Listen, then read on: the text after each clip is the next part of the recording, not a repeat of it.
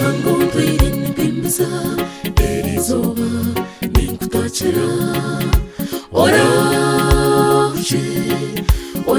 oreshara yanjye ururimi rwanjye n'akanwa kanjye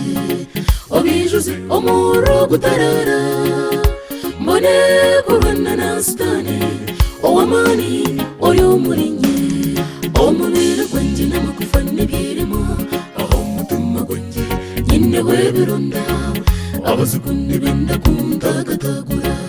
mukama otabikiriza Yesu ni manyangu mpuriye munoni wanjye utandeka nkemuka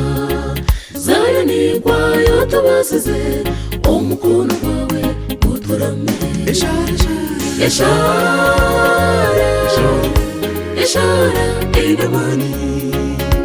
Iworo kwenda kusingura Timba amaju watachire Yesu Owishe mwechiriza Rahanga akakubushobozi yagira Oyagumaho ayokurinda Yesu yagamba Eshara inamani